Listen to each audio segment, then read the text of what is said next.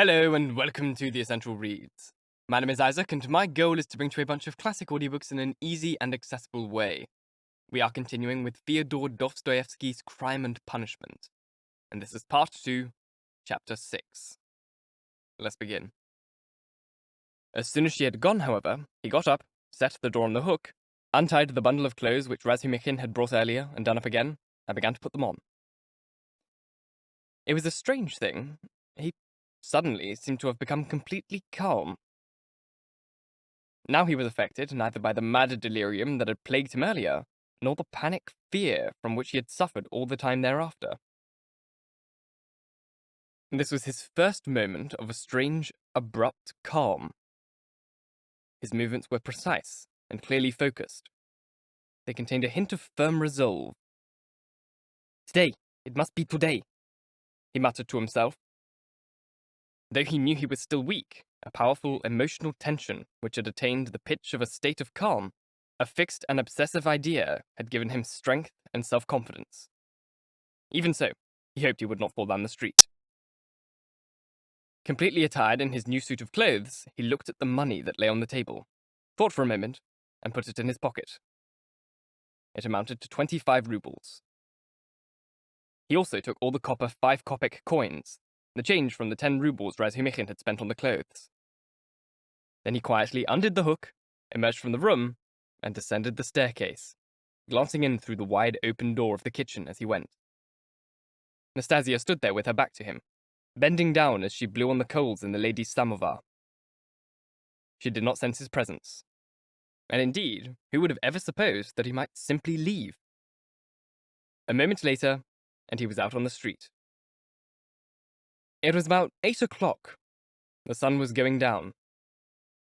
There was still the same breathless heat as before, but it was with greed that he inhaled this sinking, dust-laden, town-infected air.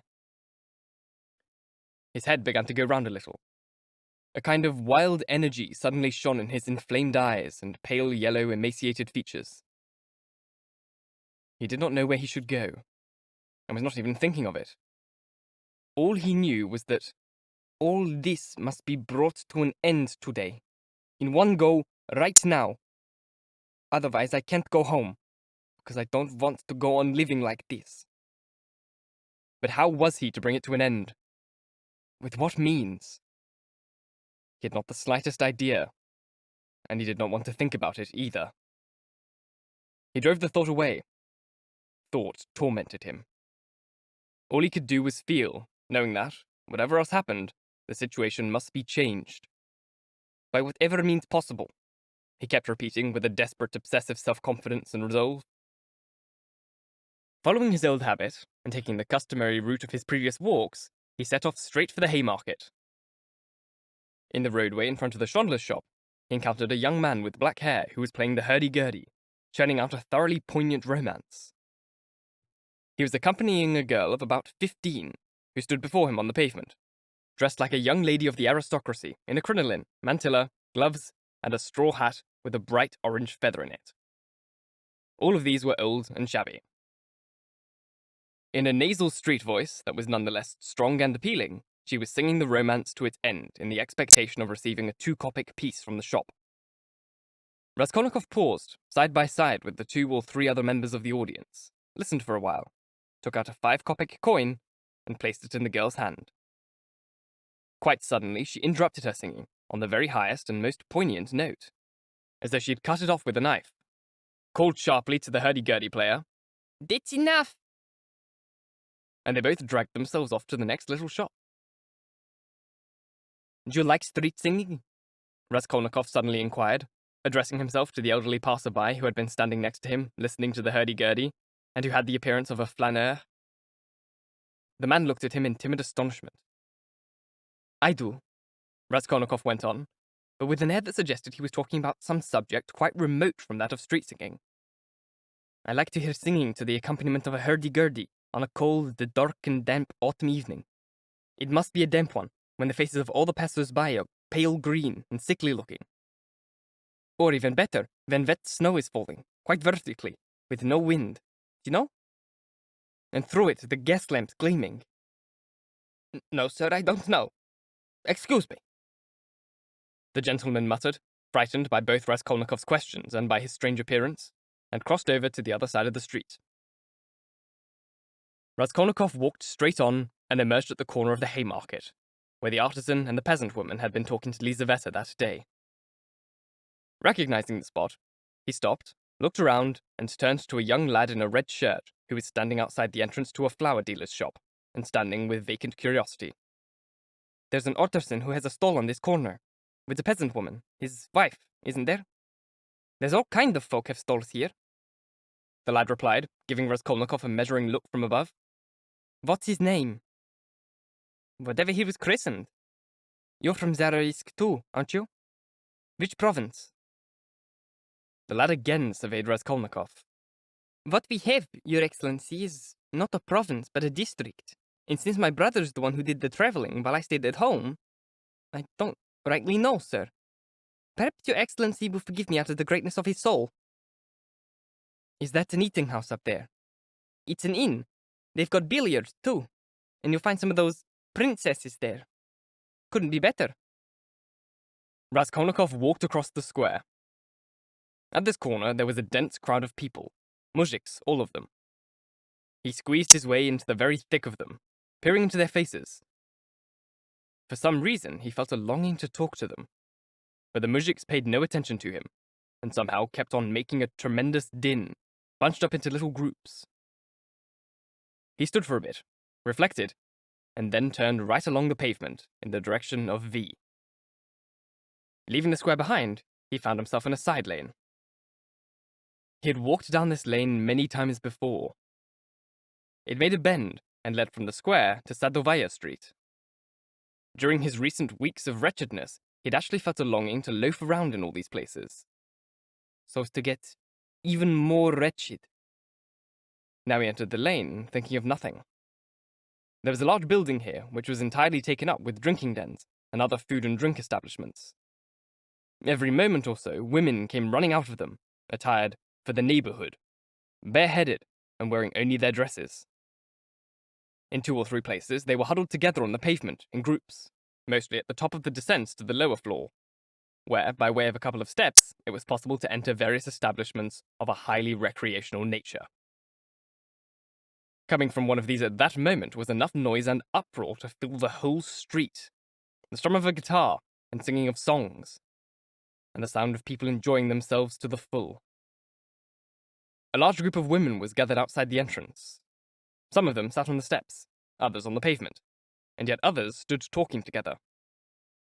Beside them, in the roadway, loudly swearing, a drunken soldier was wandering around aimlessly with a cigarette in his hand, apparently looking for some place he wanted to go, but unable to remember where it was.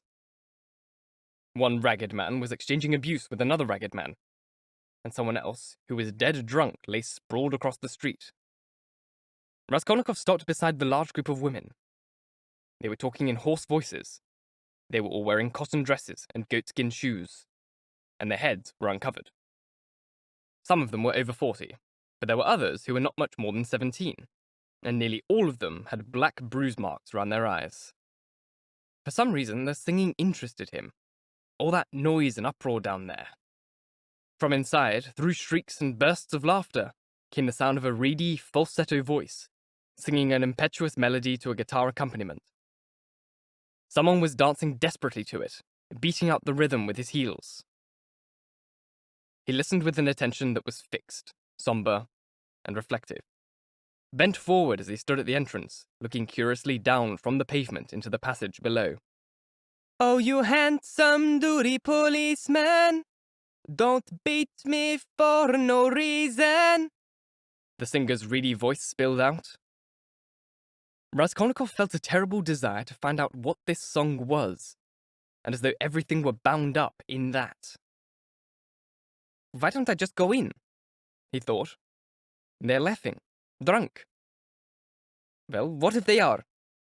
Why don't I get drunk too? Why don't you go in, dear master?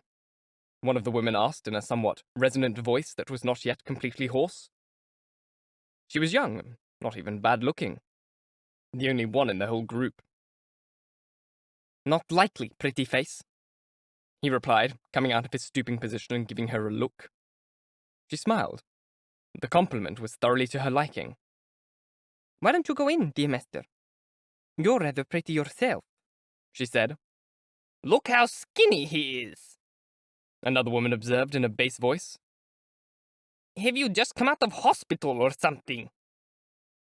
You could almost believe they were generals' daughters if it weren't for those snub noses of theirs," a muzhik who had just approached suddenly said, interrupting in a tipsy fashion. His armyak was hanging wide open, and his ugly horse face bore a crafty grin. "Kor, what a party! In you go, since you've come. I will, too. Yum, yum." And he fell down the steps, head over heels. Raskolnikov began to move on. "Oh, master, listen!" the girl called after him. "What is it?" She began to show signs of confusion. "Well, you see, dear master, normally I'd be glad to spend some time with you, but right now you've got my conscience going, so I don't know where to look. Charming cavalier. Please give me 6 kopecks for a drink." Raskolnikov took out what came into his hand. 3 5-kopeck pieces. "Oh, what a kind master!" "What's your name?" "You just asked for Duklida, sir." "Have you ever seen anything like it?" one of the women in the group observed suddenly, shaking her head at Duklida. "Begging like that. I don't know what things are coming to. If it were me, I'd drop dead from sheer embarrassment." Raskolnikov looked with curiosity at the woman who had spoken. She was a pock-marked prostitute of about 30, covered in bruises, with a swollen upper lip. She had delivered her condemnation in quiet, serious tones. "Where was it?" thought Raskolnikov as he walked onward. "Where was it I read about a man who had been sentenced to die, saying or thinking the hour before his death, that even if he had to live somewhere high up on a rock, and in such a tiny area, that he could only just stand on it, with all around precipices, an ocean, endless murk, endless solitude and endless storms, and had to stand there, on those 2 feet of space all his life for 1,000 years, eternity, and that it would be better to live like that than to die so very soon. If only he could live. Live! Never mind what his life was like, as long as he could live. What truth there is in that. Lord, what truth! Man is a villain, and whoever calls him a villain because of it is one himself," he added a moment later. He came out at another street. "Ah, the Crystal Palace. This is the place Razumikhin was talking about earlier on. But why would I want to go there just now? Oh yes, to catch up on my reading. Zozimov said he'd seen something in the newspapers." "Do you keep newspapers?" he asked, going into the extremely spacious and well-kept inn premises which stretched for several rooms and were, moreover, rather empty. 2 or 3 visitors were drinking tea, and in one distant room sat a group of what looked like 4 men drinking champagne. Raskolnikov thought that one of them might be Zamyotov. It was, however, impossible to be sure from so far away. "Oh well, if it is, it is," he thought. "Ordering vodka, sir?" the waiter asked. "Some tea, please. And if you bring me some newspapers, the old ones, for 5 days back, I'll give you something for your own vodka." "Very well, sir. These are today's. And you'll order some vodka too?" The old newspapers appeared with the tea. Raskolnikov settled down and began to hunt through them. Isler, Aztecs, Isler, Bartola, Massimo, Aztecs, Isler. God, what revolting rubbish! Ah, here's the chronicle. Woman falls downstairs, artisan dies, drunk in fire, fire at Pesky, fire at St. Petersburg side, Isler, Massimo. Here it is! At last he found what he had been looking for, and began to read. The lines jumped before his eyes, but he read the entire item of news to the end, and then began to hunt avidly through the subsequent issues for later editions. His hands trembled as they turned over the pages in convulsive impatience. Suddenly, someone sat down beside him at the table. He took a quick glance. It was Zamyotov. The same Zamyotov, looking just as he had done before, with his rings and chains, the parting in his black, curly, and pomaded hair, his flashy waistcoat, his somewhat shabby frock coat, and his stale linen. He was in a good mood, or at any rate was smiling a very good-natured smile, which appeared to imply that this was so. His swarthy features were slightly flushed from the champagne he had drunk. "I say, are you here?" he began, taken aback, and in a tone of voice that suggested a lifetime's acquaintance. "Yet Razumikhin was telling me only yesterday that you were still unconscious. There's a strange thing. I mean, I was at your place." Raskolnikov had known he would come up to him. He turned his newspaper aside and turned to face Zamyotov. There was an ironical smile on his lips, and in his smile there was a touch of some new element, a kind of irritable impatience. "I know you were. I heard you. You were looking for my sock. You know, Razumikhin's wild about you. He says you and he went to see Levisa Ivanovna. You know the woman you were trying to get off with that time? The one you kept winking to Lieutenant Gunpowder about. But he didn't get it. Remember? Though how he could have ever been in the dark about it beats me.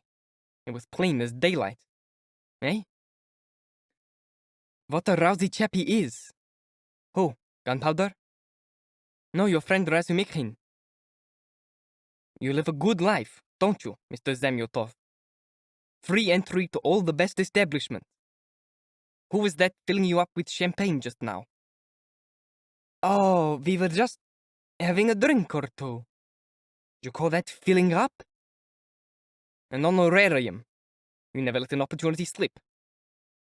Raskolnikov began to laugh. "It's all right, my chubby little man, it's all right," he added, slapping Zamyotov on the shoulder.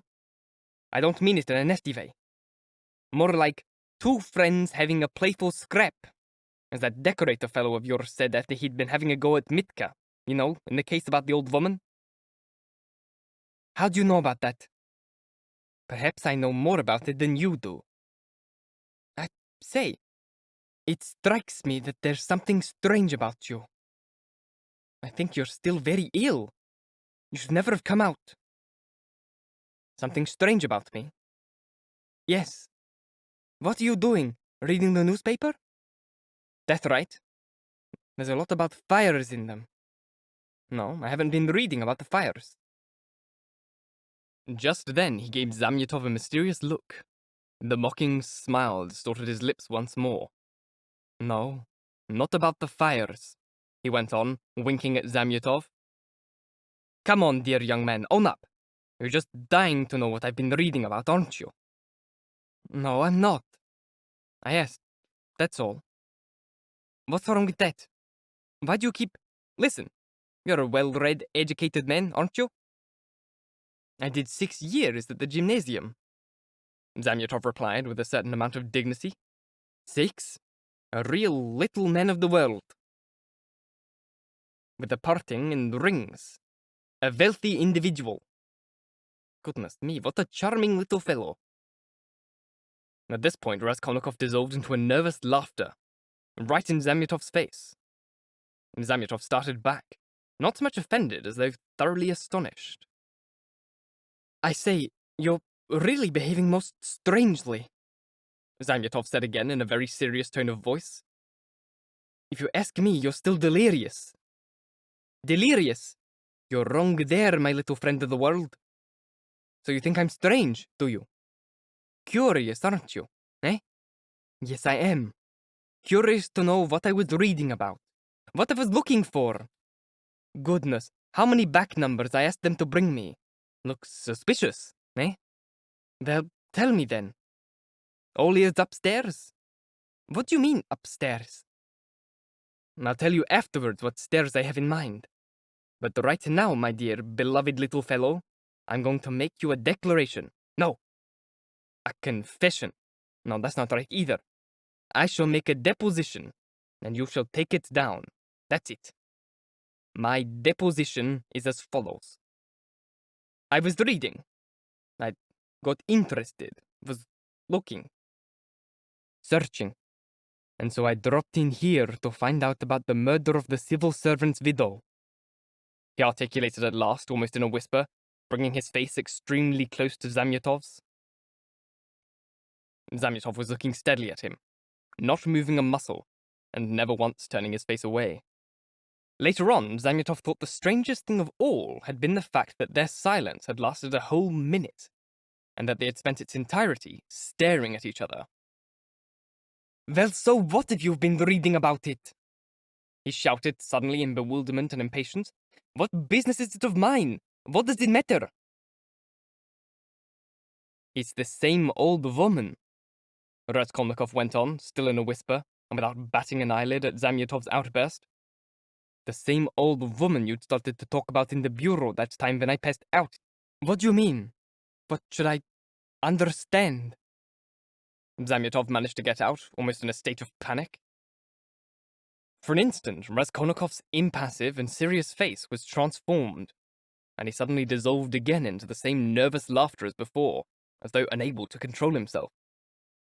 And in a single flash, he remembered with extreme clarity of sensation a certain moment, not long past, when he had stood behind the door with the axe, and when the bolt had leapt up and down, when those men had been cursing and trying to break their way in, and he had suddenly felt like shouting to them, returning their abuse, sticking his tongue out at them, teasing them, laughing, laughing, laughing, laughing. You're either crazy or... Zamyotov said, and stopping as though a thought had suddenly struck him, having flickered without warning through his brain. Or? What do you mean, or? Well, explain yourself. Never mind, Zamyotov replied angrily. It's all rubbish. They both fell silent. In the wake of his abrupt, paroxysmic explosion of laughter, Raskolnikov grew suddenly reflective and sad. He leaned his elbows on the table and propped his head in his hand. One might have thought he had completely frozen about Zamyotov. The silence lasted a rather long time. Why aren't you drinking your tea? It will get cold, Zamyotov said. Eh? What? Tea? Yes, I suppose so. Raskolnikov took a swallow from his glass, put a piece of bread in his mouth, and suddenly, as he looked at Zamyotov, remembered everything and seemed to brighten up. At the same moment, his features reacquired their previous mocking expression. He continued to drink the tea. There's a lot of crookery going on just now, Zamyotov said. Not so long ago I read in the Moscow Gazette that they caught a whole gang of forgers. It was a regular business. They were forging lottery tickets. Oh, that's history. I read about it a month ago, Raskolnikov replied calmly. So you think they're crooks, do you? He added with an ironic smile. What else? Those men are just children. Blanc becs, not crooks. 50 of them joined forces on that racket. Is it possible? 3 would be too many, and each of them would have to be more sure of the others than he was of himself.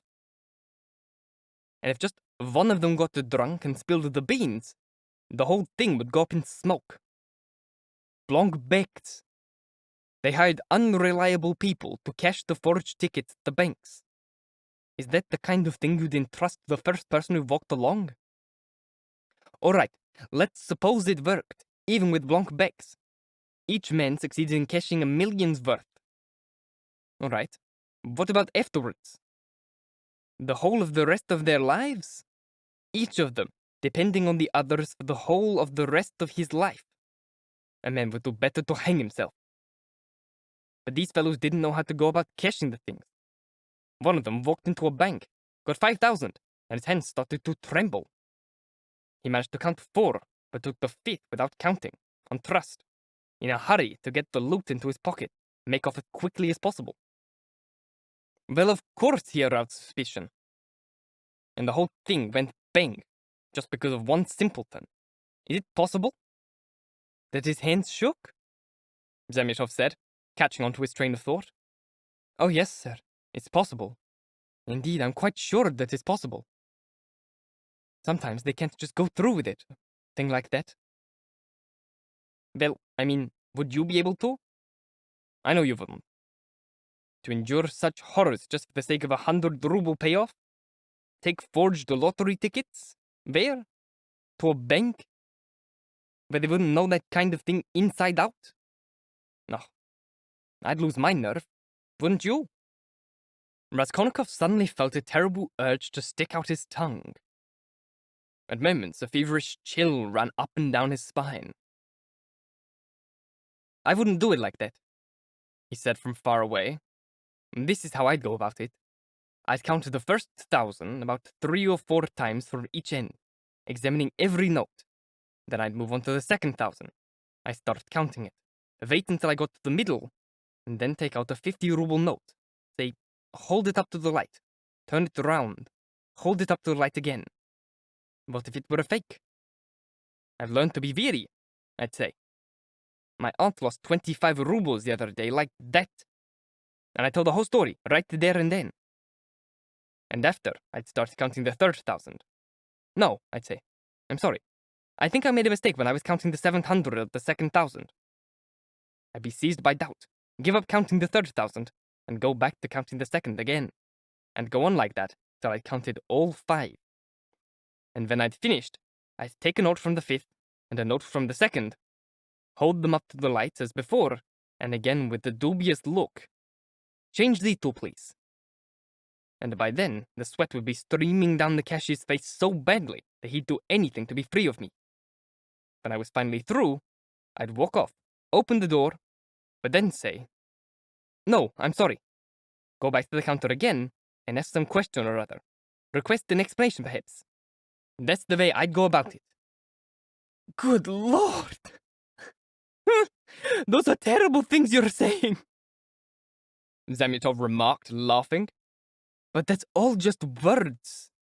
And in real life, I bet you come to grief. Indeed, I'd go so far as to say that not only you or I, but even a hardened, desperate man wouldn't be able to rely on his powers. And one doesn't have to look far for an example. Here's one. In our district, an old woman's been murdered. I mean, this fellow must really have been a desperate sort of chap. He did it in broad daylight, ran every risk he could possibly have taken, got away with it by some miracle.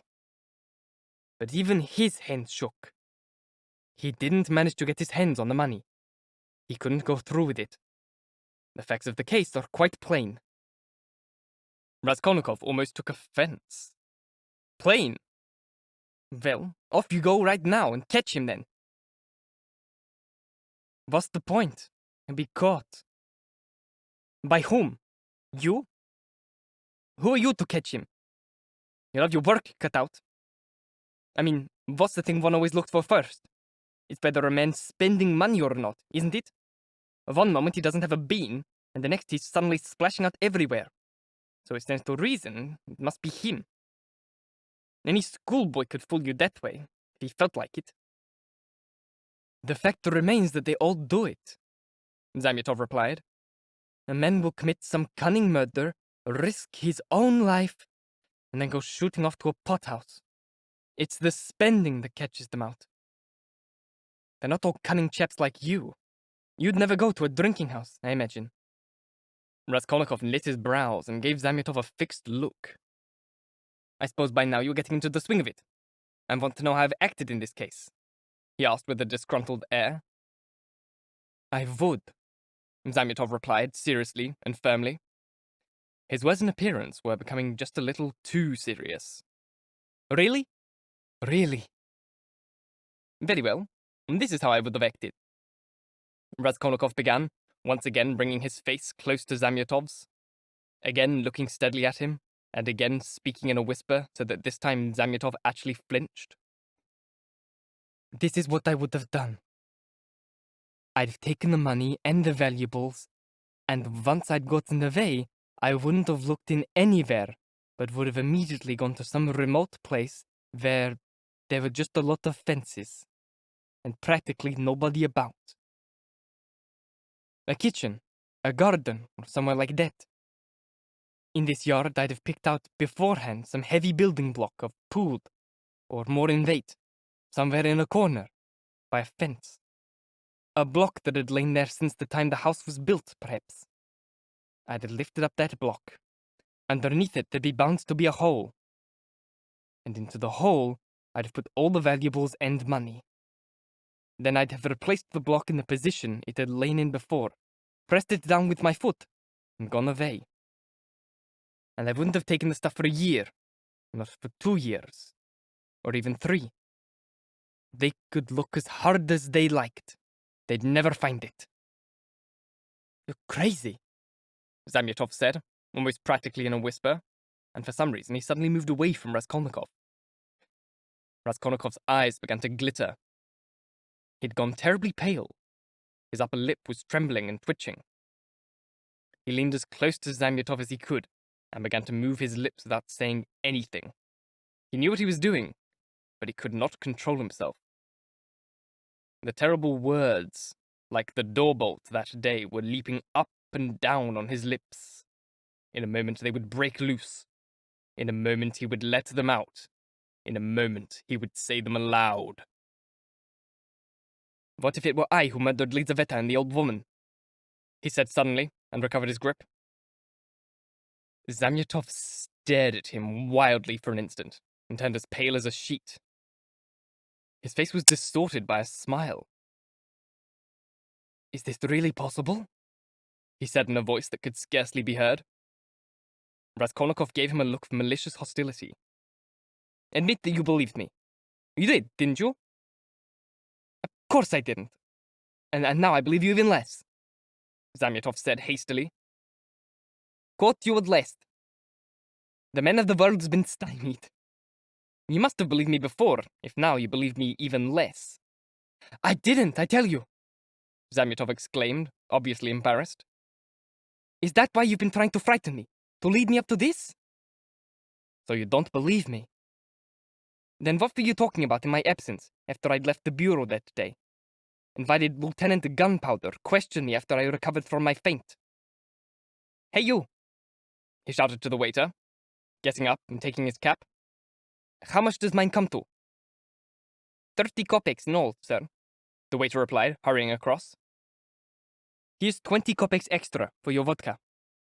Good heavens, what a lot of money, he said, stretching out a trembling handful of banknotes in Zamyotov's direction.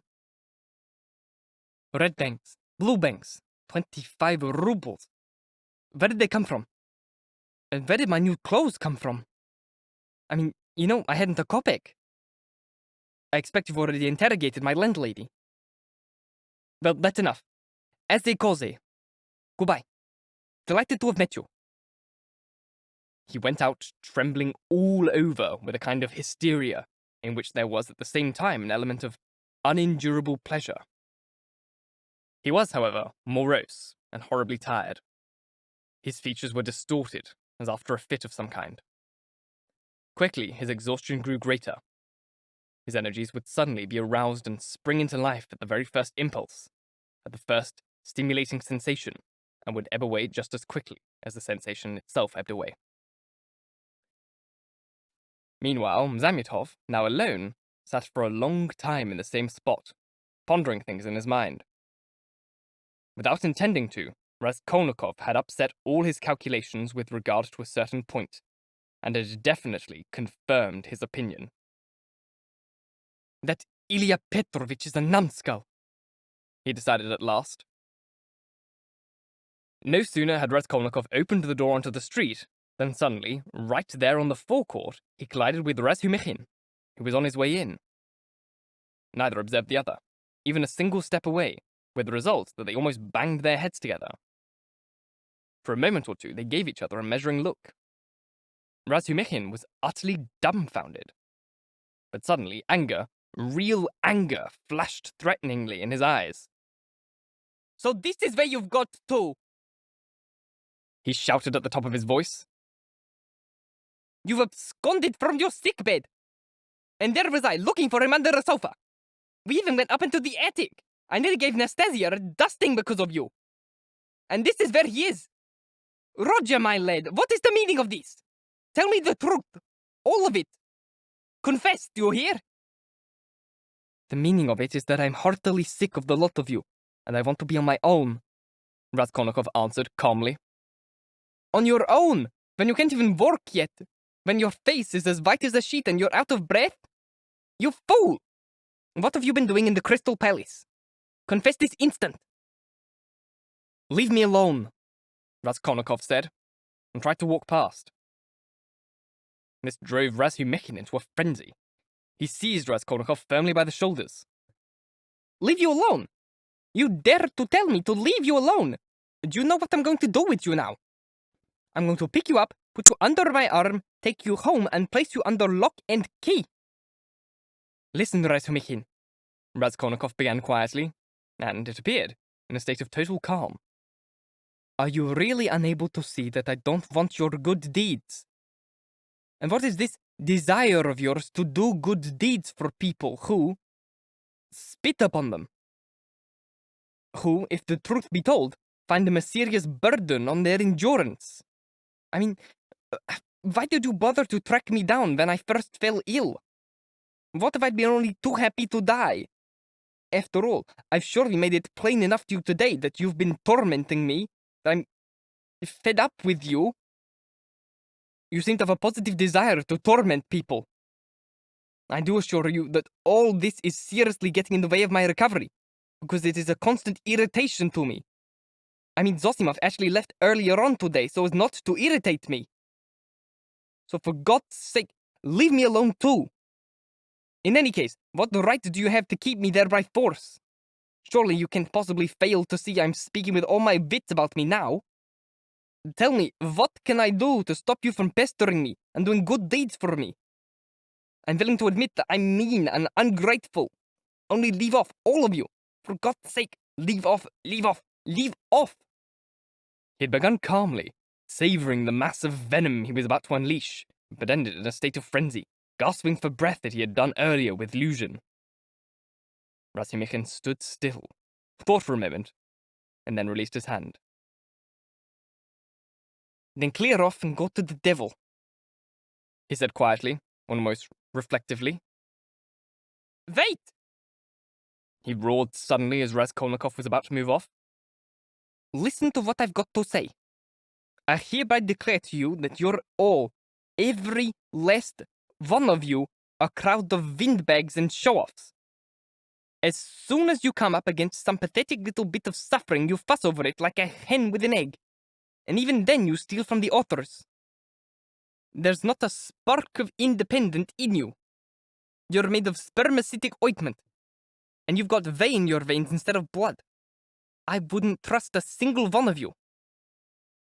The first thing you do in every circumstance is to find out how not to behave like a human being. Wait! He shouted with redoubled fury, noticing that Raskolnikov was once again preparing to move off. Hear me, though! You know I'm having a housewarming party tonight. In fact, some of the guests may already have arrived. And I've left my uncle there. I dashed round here just now to let people in. So look, if you're not a fool, a vulgar fool, an errant fool, and not some translation from a foreign original... You see, Roger, I admit you're a clever fellow, but you're a fool. So look here, if you don't want to be a fool, you'd better come over to my place this evening and sit at my party table instead of wearing your boots out for nothing. Now that you're up and about, you've no alternative. I'd wheel up a nice soft armchair for you. The landlords have one. A sip of tea, some company. No, I know. I'll put you on the couch. You'll be able to lie down, but still be in our midst. And Zosimov will be there. What do you say? Will you come? No. Rubbish! Razumikhin exclaimed in impatience. What do you know about it? You can't answer for yourself, and you're totally unaware of it. I've spat and fought with people 1,000 times exactly like that, but I've always gone running back to them again afterwards. You get ashamed and go back to the person. So remember, Ponchinkov's tenements, 3rd floor. You know, Razumikhin, I do believe you'd let a man beat you up just for the satisfaction of doing him a favor. Who? Me?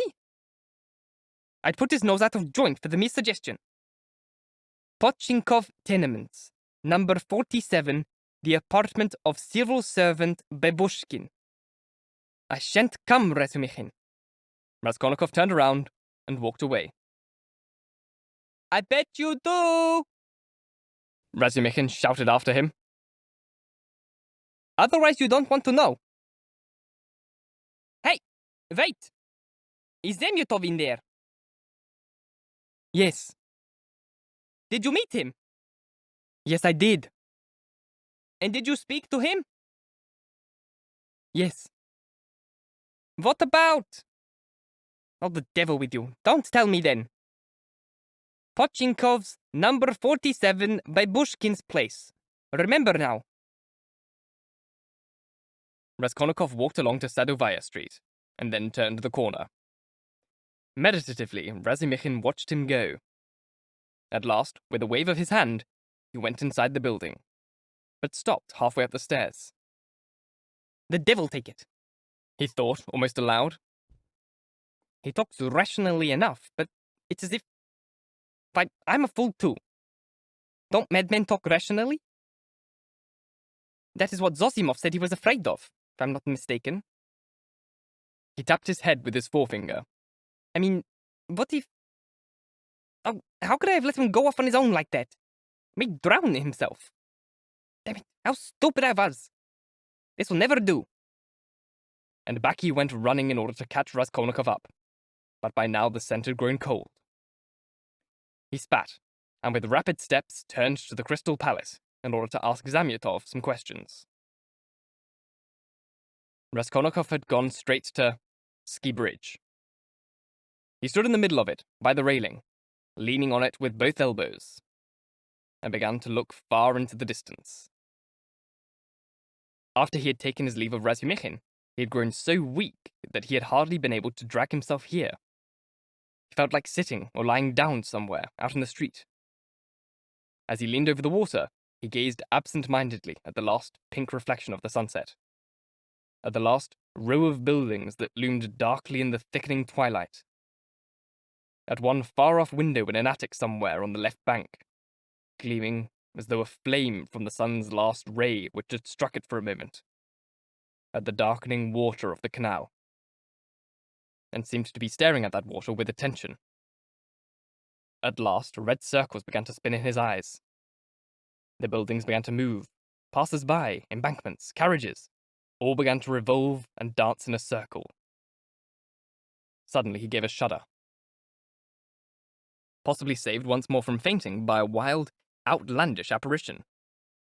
He sensed that someone was standing beside him, to the right of him. He glanced round. He saw a woman, tall, with a kerchief on her head, her face oblong, yellow and haggard, and her eyes reddish and sunken. She was looking straight at him, but was obviously aware of nothing, and unable to tell if anyone was there. Suddenly she leaned her right elbow on the railing, raised her right leg, and let it flop over the edge, and then got her left leg across and threw herself into the canal. The dirty water sagged and swallowed up its victim in a trice.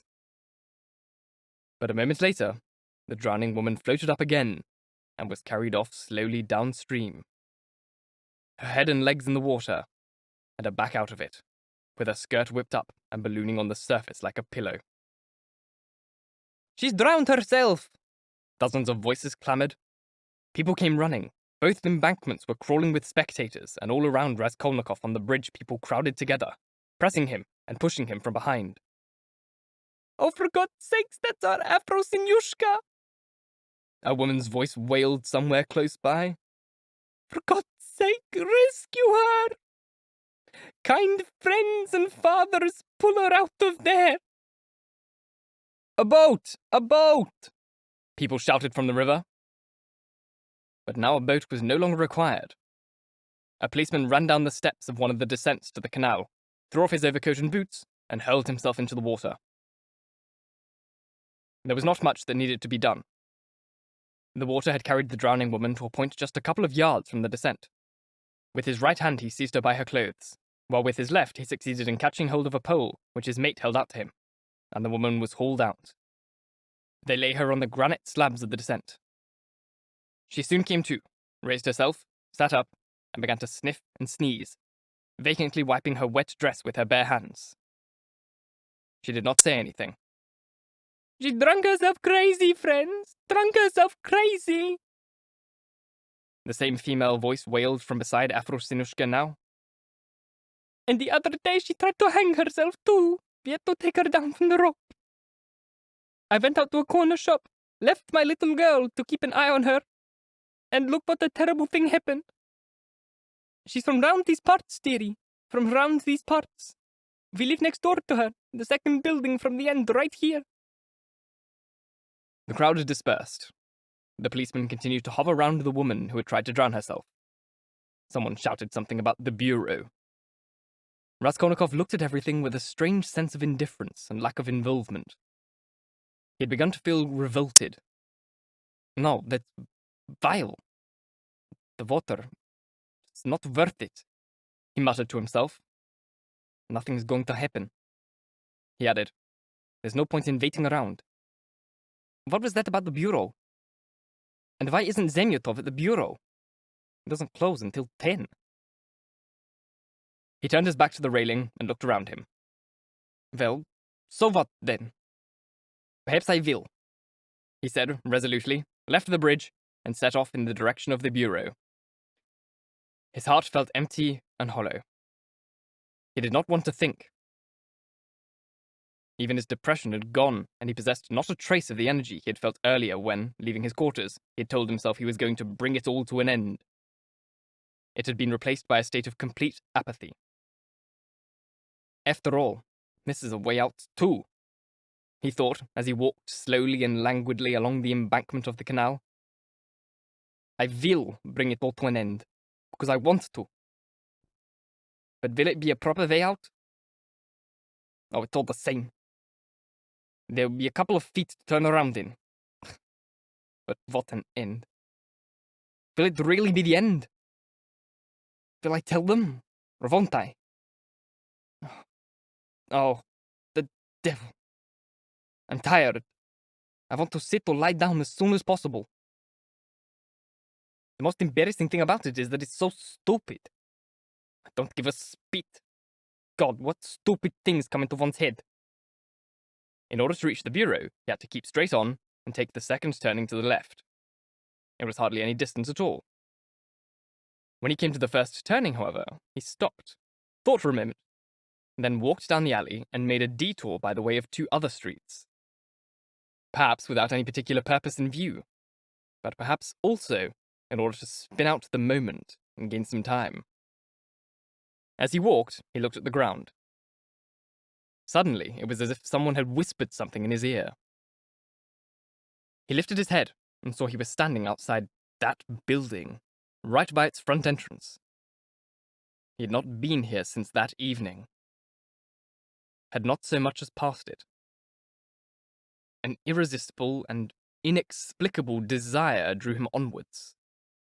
He went into the building, walked right through the entranceway, then entered the first floor on the right and began to climb the familiar staircase up to the 4th floor. The steep, narrow stairs were very dark. He stopped at each landing and looked around with curiosity. The frame of the window on the first floor landing had been completely removed. This wasn't like that then, he thought. Here too was the apartment on the 2nd floor, where friends Nikolai and Mitya had been working. The door's shut, and it's been freshly painted too. That means the place is up for rent. Here was the 3rd floor, and the 4th. Here. He was gripped with bewilderment. The door of the apartment was wide open. It was also being redecorated. There were workmen in it, and this seemed to make a particular impression on him. For some reason, he had imagined that he would find everything exactly as he had left it that day, and even the dead bodies might still be lying in the same positions on the floor. But now he found bare walls. No furniture. There was something strange about it. He walked over to a window and sat down on its ledge. There were only 2 workmen, both young fellows, one with a senior look about him, and the other very decidedly his junior. They were covering the walls with new wallpaper, which was white with lilac-coloured flowers, replacing the old yellow paper, which was frayed and torn. For some reason, Raskolnikov did not like this one bit. He viewed the new wallpaper with hostility, as though he regretted having changed everything in this way. The workmen had obviously been taking their time over the job. Now it was late, however, and they were hurrying to roll up their paper and be off home. To Raskolnikov's appearance, they paid only the merest attention. They were talking together about something. Raskolnikov folded his arms and began to listen carefully. "This one comes up to me this morning," the older workman was telling the younger. "The crack of dawn it was. She was all dressed up to kill. 'What you an oranging and a lemoning with me for?' I said. 'Oh, Tit Vasilyich,' she said. 'I want to be in your complete control from this day forth. How'd you like that?' Boy, was she dressed to kill. A journal, a proper journal. This one comes up to me this morning," the older workman was telling the younger. "What's a journal, uncle?" the young workman asked. He evidently looked up to his uncle as a source of instruction. "A journal, my lad, is a lot of pictures, coloured ones, which arrive by a post at the tailors' establishments here in town from abroad every Saturday to show everyone how to dress. The male sex, that is, every bit as much as the female sex. It's drawings, see? The male sex is mostly drawn in waisted coats, with gathers. But the women's section there, tarts the like of which you could never get enough of. Here they've got everything in this St. Petersburg place," the young workman exclaimed enthusiastically. "Apart from them, lad, they have," the older workman affirmed in the tone of a mentor. Raskolnikov got up and went through to the other room, which had contained the trunk, the bed, and the chest of drawers. Without its furniture, he thought the room looked terribly small. The wallpaper was still unchanged. In one corner, it clearly showed a spot where the icon case had stood. Having cast a glance around, he returned to his window. The older workman peered at him sideways. "What do you want, sir?" he asked suddenly, turning towards him. Instead of replying, Raskolnikov stood up, went out into the passage, took hold of the bell pull, and gave it a tug. It was the same bell, the same tinny sound. He tugged it again, then yet again, listening attentively and remembering. The tormentingly fear-ridden, outrageous sensations he had had then was beginning to return to him with greater and greater vividness and clarity. With each ring he shuddered, and started to enjoy it more and more. "Well, what do you want? Who are you?" the workman cried, coming out after him. Raskolnikov went back in through the doorway. "I want to rent some lodgings," he said. "I'm taking a look round." "They don't rent lodgings at night. And anyway, you're supposed to come up with the yard keeper." "The floor's been washed. Is it going to be painted?" Raskolnikov went on. "Has the blood all gone?" "What blood?" "Oh, an old woman and her sister were murdered here. There was a whole pool of blood in this room." "Here, what sort of bloke are you?" the workman cried with uneasiness in his voice. "Me? Yes. Would you really like to know? Then let's go down to the bureau. I'll tell you there." The workman looked at him bewilderedly. "It's time we were off. We're late. Come on, Alyosha, my lad. We've got to lock up," the older workman said. "All right, let's go," Raskolnikov replied with indifference, going out ahead of them and moving off slowly down the stairs. "Hey, yard keeper!" he shouted as he was going through the gate. A few people were standing just outside the street entrance to the building, gaping at the passers-by. The two yard keepers, a peasant woman, an artisan in a dressing gown, and someone else. Raskolnikov walked straight up to them. "What do you want?" one of the yard keepers responded. "Have you been to the bureau?" "Yes, I've just been back from it." "What's it you?" "Are they still at their desks?" "Yes." "Is the assistant superintendent there too?" "He was for a while. What's it to you?" Raskolnikov did not reply, and stood beside him, thinking. "He came to have a look at the apartment," the older workman said, coming over. "Which apartment?" "The one we are working on." "Why have you washed the blood away?" he says. "There was a murder here," he says, "and I've come to rent the place." He started ringing the bell too, just about pulled it off. "Let's go down to the bureau," he says. I'll tell you all about it there. Pestering us, he was. The yardkeeper was viewing Raskolnikov with bewilderment, a frown on his face. And who might you be? He shouted threateningly. I'm Rodion Romanich Raskolnikov, ex-student, and I live in Shields Tenements in the alley just around from here. Apartment number 14. Ask the yardkeeper. He knows me. Raskolnikov said all this in a lazy, reflective tone, without turning round, staring fixedly at the darkening street. Well, why did you go up to that apartment? To take a look. What's there to look at in it? Why don't we just take him down to the bureau?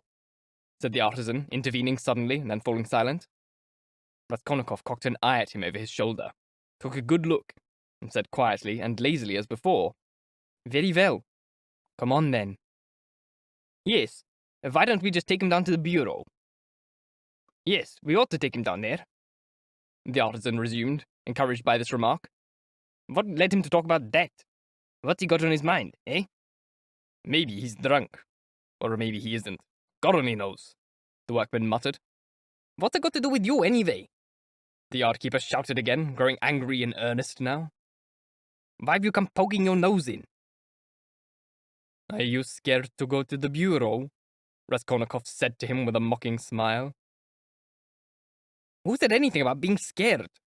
Why have you come bothering us? Slide boots! The peasant woman shouted. Come on, what's the point in talking to him? Exclaimed the other yardkeeper, an enormous muzhik in an open kaftan with a key stuck in his belt. A slide boots, that's what he is. Send him on his way. And seizing Raskolnikov by the shoulder, he hurled him into the street. Raskolnikov almost turned head over heels, but managed to keep his balance, straightened himself up, and looked silently at all the spectators, and then went on his way. That's a peculiar chap, the workman commented. Though country's particular these days, if you ask me, the peasant woman said. I still say we ought to have taken him down to the bureau, and the artisan put in. It's better not to have anything to do with him, the big yardkeeper said firmly. He was a sly boots, believe you me. Making a nuisance of himself with a purpose in view, he was. It's an old ploy. Once you get mixed up with them, you can never get away. I know his sort. Well, shall I go there, or shan't I? Raskolnikov wondered, coming to a standstill in the midst of the roadway at the intersection and looking around him, as though he expected someone to supply the final word. But there was no response from the quarter. Everything was dull and dead as the stones on which he trod. Dead to him, and only him. Suddenly, in the distance, some 200 yards away from him at the end of some street, in the thickening darkness, his eyes distinguished a crowd, and he heard talking, shouting. Amidst the crowd there was some carriage or other. A light was gleaming in the middle of the street. What's that? Raskolnikov turned right and walked towards the crowd. It was as if he were clutching at straws, and he smiled ironically as this thought occurred to him. Because he had now taken a firm decision regarding the bureau, and he knew for a certainty it would all very soon be over. Thank you so very much for listening. If you enjoyed, please like, comment, share, all that jazz. And if you really enjoyed, do subscribe, because there is more to come. This is a hell of a long book. We're going to be here for a while. If you're listening on podcast, please leave a review, as it helps get this in front of as many people as possible, and reading your reviews really makes my day. Help me get the monetization requirements that I need on Spotify by listening there just while you sleep. Or in the car, or wherever. But even if you just listen to it in your sleep, Spotify doesn't know, and that makes me very happy. So let's help cheat the system and get me monetization on Spotify. If you want to support the show further, there's a Ko-Fi link which is now on screen, or you'll find it also in the description box. It's like a direct way to donate to me and this show and help improve this audio space and improve your listening experience. Once again, thank you very, very much for listening. And until next time, bye-bye.